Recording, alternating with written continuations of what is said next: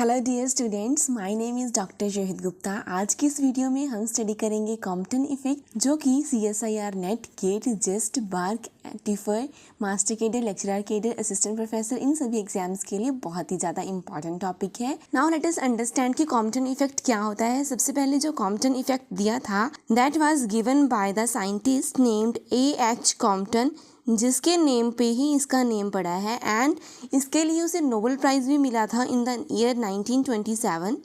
Although this is not important कि Nobel prize कब मिला था, किसे मिला था for the our multiple choice question, but sometimes क्या होता है कि आपके इंटरव्यू में ये क्वेश्चन पूछ लिया जाता है। That's why I am telling you right now the two most important things that we must know in the Compton effect. First of all, that X-ray is imposed, मतलब जब भी हमें कॉम्पटन इफेक्ट देखना है तो हमें एक्सरे इम्पोज करनी पड़ेगी ऑन द एटम्स। अब हम एक्सरे क्यों यूज़ कर रहे हैं?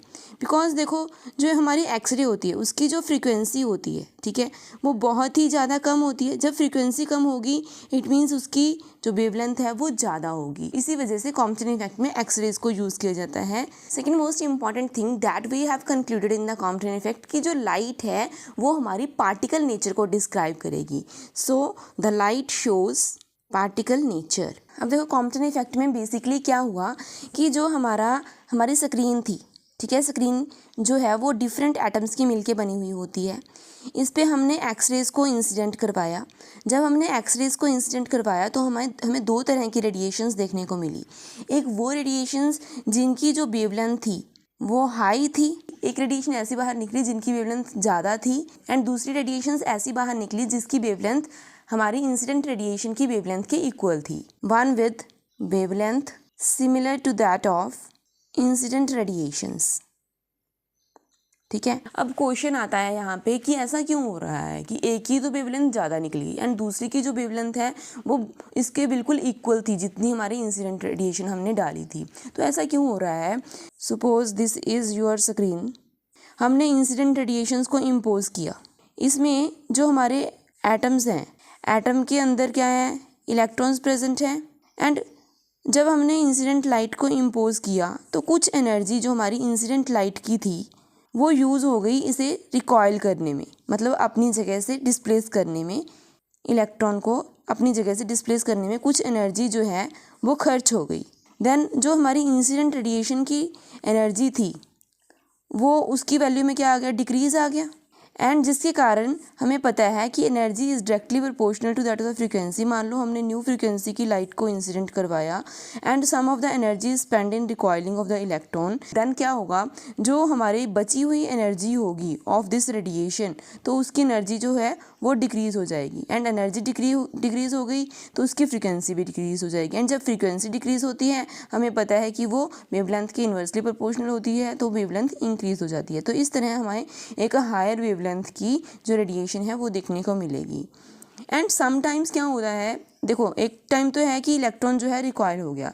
सेकेंड, मान लो हमने एक और रेडिएशन जो है इसके ऊपर इंसिडेंट की ऑफ न्यू फ्रीक्वेंसी, तो हमें पता है कि जो एटम के अंदर है ज़रूरी नहीं कि हर जगह पे इलेक्ट्रॉन प्रेजेंट हो, एटम के अंदर काफ़ी ज़्यादा खाली स्पेस प्रेजेंट होती है, एंड जब ये रेडिएशन बिना किसी इलेक्ट्रॉन से टकराए सीधी निकल जाए, मतलब वहाँ पर उसकी एनर्जी कहीं पर खर्च नहीं हुई, तो उसकी जो एनर्जी जितनी इंसिडेंट की थी उतनी ही हमारी फाइनल की एनर्जी जो है वो रहेगी। फाइनल की एनर्जी जितनी रहेगी मतलब हमारी जो फ्रीक्वेंसी थी वो सेम रहेगी। जब फ्रीक्वेंसी सेम रहेगी तो उसकी वेवलेंथ भी क्या रहेगी, सेम। तो इस तरह हमारे पास जो दूसरी रेडिएशंस आएंगी one with similar to that of the incident radiations. तो यहाँ से हमें क्या कंक्लूजन देखने को मिला, जब भी हम एक्सरेज को किसी भी मटेरियल के साथ इम्पोज करवाते हैं तो हमें दो तरह की रेडिएशंस मिलती हैं।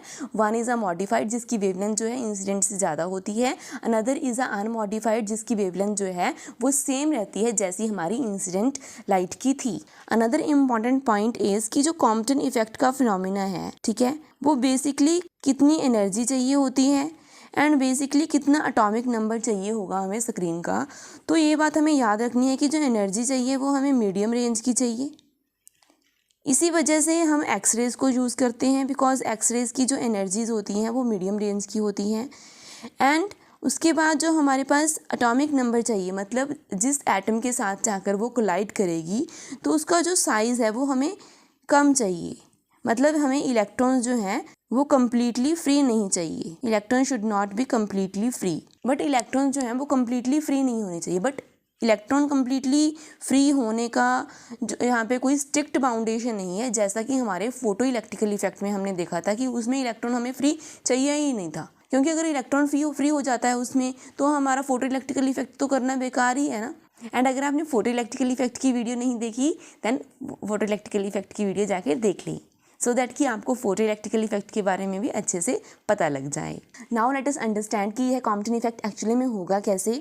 तो सबसे पहले हम क्या करेंगे, यहाँ पे एक टारगेट मेटल एटम ले लेंगे। मान लो यहाँ पे ये इलेक्ट्रॉन है, हमने क्या किया, यहाँ पे एक इंसिडेंट फोटोन की एक्सरेज की जो लाइट है वो इम्पोज की। तो क्या होगा, जो हमारा इलेक्ट्रॉन है वो रिकॉयल हो जाएगा यहाँ से, ठीक है, जिसे हम स्कैटर्ड इलेक्ट्रॉन का नाम दे देंगे, which is known as a scattered electron. This is known as a incident radiation, जिसकी हमारे पास एनर्जी होगी that will be H nu, and जो मोमेंटम होगा that will be H nu divide by c. And क्या होगा, यहाँ से हमारा जो फोटोन है वो क्या हो जाएगा, स्कैटर्ड हो जाएगा, जिसे हम स्कैटरिंग फोटोन बोलेंगे। एंड इसकी जो एनर्जी होगी, बिकॉज इसकी जो एनर्जी थी that was a H nu, some of the energy spend on the recoiling of electron, so इसकी एनर्जी क्या हो जाएगी, that will be that of H nu dash, and momentum क्या हो जाएगा, that will be H nu dash divide by of C. ये momentum इस तरह का क्यों आ रहा है, that is H nu divide by C, because जब भी हम फोटोन की बात करते हैं तो वहाँ पे रेस्ट मास हमारे फोटोन का 0 रहता है, ठीक है। So this is known as a target electron. Now अब हम यहाँ पे क्या करेंगे, we will apply the law of conservation of energy. Law of energy क्या कहता था कि जितनी हमारे पास कोलिजन करने से पहले एनर्जी है उतनी एनर्जी हमारे पास कोलिजन करने के बाद होगी, या फिर हम कह सकते हैं so according to the law of conservation of energy, जो हमारे पास इंसिडेंट फोटोन की रेडिएशन की एनर्जी है माइनस जो हमारे स्कैटर्ड फोटोन की एनर्जी है, that will equal to that of the kinetic energy of this scattered electron. तो हम लिख सकते हैं h nu that was the energy of the incident photon, h nu dash is the energy of the scattered photon. जो ये इन दोनों energies में डिफरेंस है that will help in providing the kinetic energy to that of the electron, so it can be written as the kinetic energy of electron. तो energy का जो law था that is the conservation of energy, that energy can neither be created nor be destroyed, तो यहाँ पे ये fulfil हो रहा है। एंड अगर हम एच न्यू को लिख सकते हैं h c divide by lambda, it can be written as h c divide by of lambda dash, it is equal to that of the kinetic energy of electron. अब देखो हम X-rays ही क्यों use कर रहे हैं, जो हमारी एक्सरेज होती हैं, ठीक है, उसमें चेंज इन द वेवलेंथ वो 0.05 एंगस्ट्रॉम का रहता है। एंड अगर हम बात करें, मान लो हमने विजिबल रेडिएशन की लाइट जो है वो इंसिडेंट करवाई, तो उसमें हमारे पास जो चेंज रहेगा in the wavelength that will B of 3000 angstrom से लेकर 4000 एंगस्ट्रॉम तक रहेगा। एंड अगर हम बात करते हैं गैमा रेज की, तो उसमें हमारे पास जो वेवलेंथ में चेंज आएगा दैट विल बी नेग्लिजिबल। अब इन दोनों केसेस में हम इन दोनों को नहीं ले सकते, बिकॉज हमें चेंज इन वेवलेंथ जो है वो 0.05 एंगस्ट्रॉम तक का ही चाहिए। विजिबल केस में बहुत ज़्यादा है, गैमा रेज में बहुत कम है, तो इस तरह हम इन दोनों केसेस में हमारे पास कॉम्पटन इफेक्ट देखने को नहीं मिलेगा। नाउ लेट अस अंडरस्टैंड कि law of conservation of momentum अब हम यहाँ पे कैसे लगाएंगे।